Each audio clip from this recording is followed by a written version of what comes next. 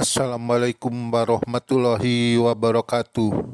Saudara-saudaraku sekalian yang berbahagia, selamat datang di channel kami. Kali ini kami akan menayangkan sebuah konten tentang pembelajaran secara daring. Selamat menyaksikan. Assalamualaikum warahmatullahi wabarakatuh. Anak-anakku sekalian yang berbahagia, selamat datang dalam kegiatan pembelajaran daring ini. Perlu diketahui pembelajaran daring kali ini yaitu tentang konsep dasar ilmu ekonomi yang subpokok bahasanya terdiri dari pengertian, tujuan, dan pembagian ilmu ekonomi. Konsep dasar ilmu ekonomi tanpa disadari kehidupan manusia sangat dekat dengan ilmu ekonomi. Dalam kegiatan sehari-hari kita kerap melakukan kegiatan ekonomi seperti menghasilkan produk atau jasa, mengkonsumsi barang atau jasa, atau mendistribusikan barang dan jasa. Semua kegiatan itu berhubungan dengan ilmu ekonomi. Dalam dunia pendidikan, ilmu ekonomi menjadi studi yang dipelajari, setidaknya mulai dari kita sekolah di tingkat menengah dan perguruan tinggi. Apalagi kalau kita mengambil kuliah dengan studi jurusan ilmu ekonomi atau rumpun studi yang masih berkaitan dengan ilmu ekonomi. Mau tidak mau kita harus mempelajarinya, bahkan kita harus mampu memahami konsep dasarnya. Untuk memudahkan dalam memahami konsep dasar ilmu ekonomi, berikut ini adalah penjelasan lebih lengkapnya. Mohon untuk disimaknya. Pengertian ilmu ekonomi. Ilmu ekonomi dapat diartikan sebagai ilmu yang mempelajari segala tingkah laku manusia yang bertujuan untuk mendapatkan dan mengelola sumber daya yang terbatas. Konsep dasar ilmu ekonomi secara bahasa atau secara etimologis. Ekonomi berasal dari bahasa Yunani yaitu oikonomia. Kata ini terdiri dari dua kata yaitu oikos dan nemein. Oikos adalah rumah tangga, sedangkan nemein adalah mengelola. Maka secara singkat dan sederhana, ilmu ekonomi adalah ilmu yang mempelajari tentang caranya mengelola rumah tangga. Ada pula yang berpendapat kata ekonomi berasal dari bahasa Yunani yaitu oikos dan nomos. Oikos artinya keluarga, sedangkan nomos artinya adalah aturan atau hukum. Jadi ilmu ekonomi merupakan ilmu yang mempelajari tentang cara manusia menentukan pilihan saat melakukan proses produksi dengan sumber daya yang terbatas. Konsep dasar ilmu ekonomi perspektif para ahli. Menurut Bangun, ilmu ekonomi muncul karena adanya kesenjangan antara sumber daya yang tersedia dan keinginan manusia. Sumber daya yang ada di bumi bersifat terbatas, sementara keinginan bersifat tidak terbatas. Sehingga hal ini menciptakan kesenjangan dan menimbulkan masalah dalam penggunaan sumber daya. maka itu ilmu ekonomi perlu ada, karena hal ini berupaya untuk bisa mengatur agar tidak terjadi kelangkaan akibat dari kesenjangan tersebut. Ilmu ini mempelajari dan mengkaji cara agar masalah-masalah pemenuhan kebutuhan manusia tidak melewati batas. Pengertian yang disampaikan oleh Bangun sejalan dengan pendapat dari Browns bahwa dasar ilmu ekonomi adalah pertama scarcity, kedua sources, ketiga economic, empat opportunity cost, yang kelima production possibilities curve, keenam demand and supply concept, ketujuh supply and demand together, delapan the market of price system, dan kesembilan efficiency price elasticity of demand. Untuk menambah wawasan, berikut ini adalah rangkuman tentang pengertian ilmu ekonomi menurut para ahli. Mari kita memperhatikan dengan definisinya. Yang pertama, menurut Alfred Marshall. Menurut Alfred Marshall, ilmu ekonomi merupakan ilmu atau studi yang mempelajari kehidupan manusia sehari-hari. Yang kedua, JBC mengatakan ilmu ekonomi adalah suatu kajian tentang peraturan yang menentukan kekayaan. Ketiga, dari David Ricardo menjelaskan ilmu ekonomi adalah suatu kajian tentang hukum berbagai jenis golongan masyarakat.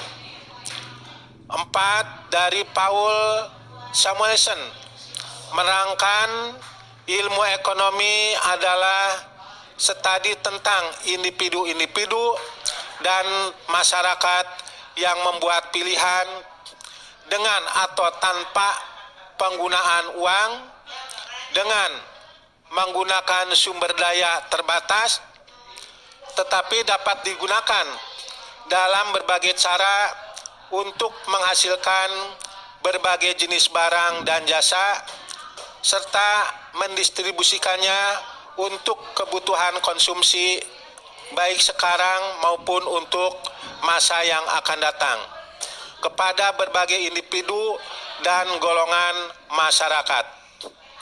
Kemudian yang kelima, dari Sadono Sukirno berpendapat ilmu ekonomi tentang menganalisis biaya dan keuangan dan memperbaiki corak penggunaan sumber daya. Yang terakhir, keenam, pengertian ilmu ekonomi menurut Mankiw. Ilmu ekonomi adalah studi tentang bagaimana masyarakat mengelola sumber daya yang selalu terbatas dan langka. Berdasarkan pengertian di atas, sumbernya dapat ditemukan dua kata kunci yang lekat sekali ya dengan ilmu ekonomi.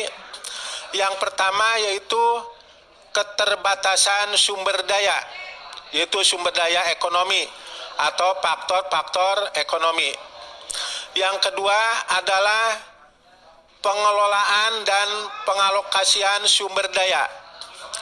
Dua hal inilah yang menjadi fokus ilmu ekonomi. Maka ketika kita memilih bidang studi ilmu ekonomi, apa yang kita pelajari tidak akan jauh dari dua hal tersebut. Berikutnya tentang tujuan ilmu ekonomi. Dari definisi ilmu ekonomi yang telah disebutkan tadi, kita juga tahu kalau tujuan ilmu ekonomi adalah mengelola sumber daya yang sifatnya terbatas dengan cara yang efisien. Tujuan dasar ilmu ekonomi memang memastikan manusia memenuhi kebutuhan ekonomi, tapi tetap memperhatikan sifat sumber daya yang sifatnya terbatas, sehingga pemenuhan kebutuhan manusia tidak membuat kelangkaan. Jadi konsep dasar ilmu ekonomi itu membahas tentang bagaimana caranya tidak terjadi kelangkaan sumber daya saat manusia memenuhi kebutuhan hidupnya. Sekarang kita kembali kepada masalah faktor penyebab kelangkaan. Faktor penyebab kelangkaan diantaranya adalah pertama, keterbatasan sumber daya. Yang kedua, kemampuan manusia mengelola sumber daya terbatas karena kurangnya tenaga ahli dan keprofesionalan. Yang ketiga, perkembangan teknologi yang merusak lingkungan. Dan keempat, perilaku manusia yang berdampak negatif terhadap sumber daya.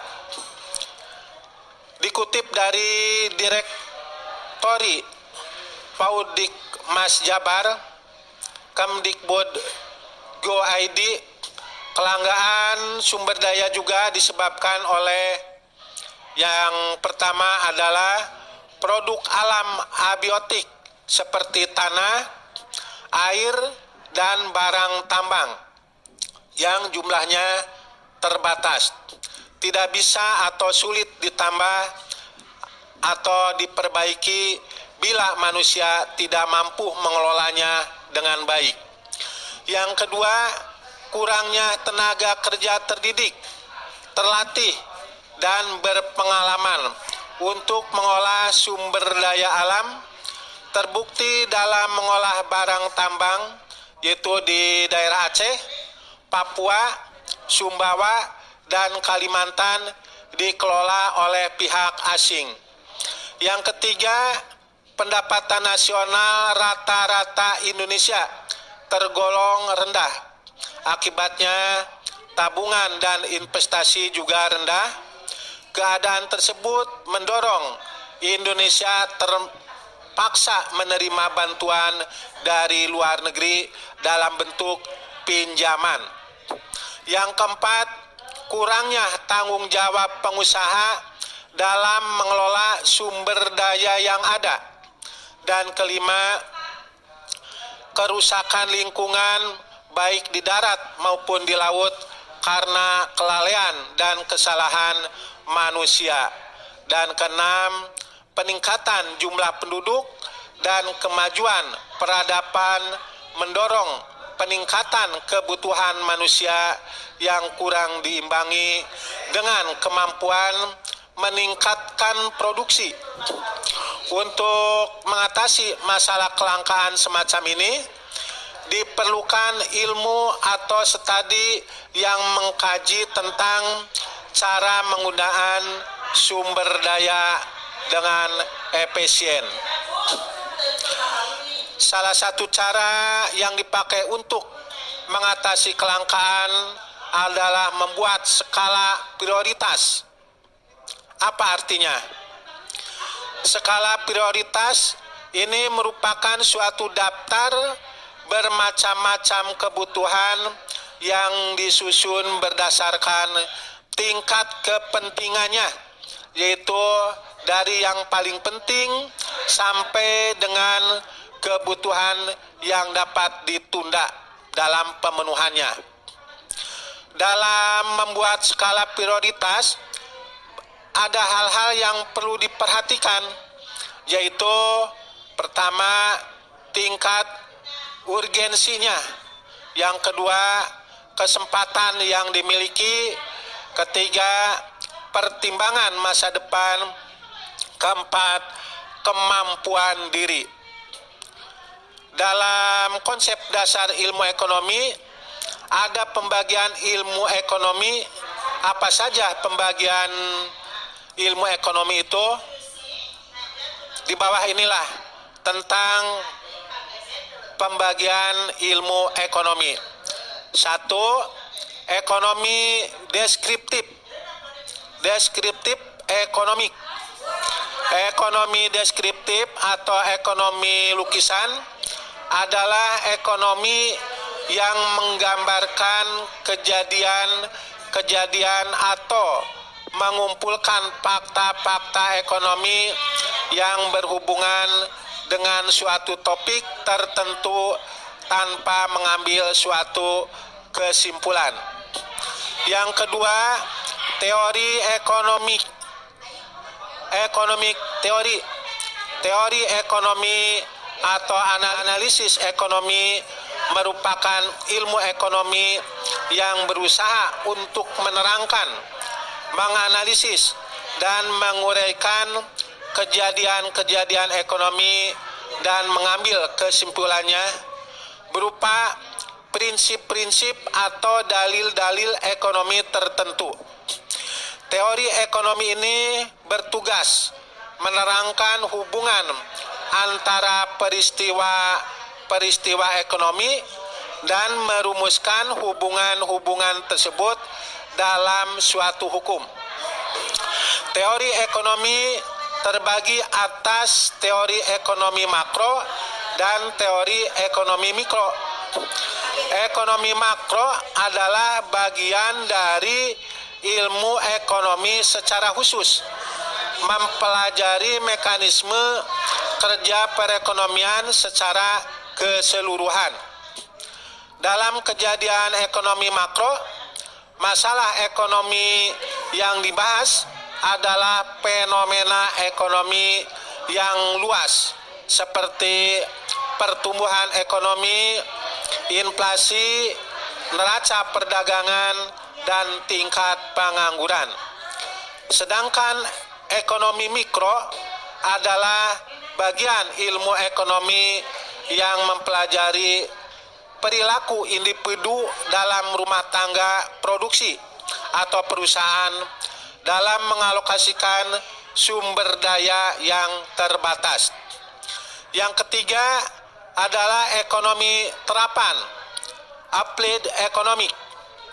Ilmu ekonomi ini berusaha menggunakan kesimpulan atau dalil yang telah diambil di dalam ekonomi teori untuk memperbaiki keadaan kehidupan ekonomi yang dianggap tidak atau kurang menguntungkan dan berusaha untuk meningkatkan kehidupan ekonomi ke taraf yang lebih tinggi. Demikianlah pembahasan materi pembelajaran kali ini. Dicukupkan sampai di sini aja. Mohon untuk disimak dan kemudian materi ini dirangkum, dicatat dalam buku catatan Anda, kemudian nanti kirimkan ke GC untuk bisa nanti diperiksa dan dinilainya. Terima kasih. Akhirul kalam, assalamualaikum warahmatullahi wabarakatuh.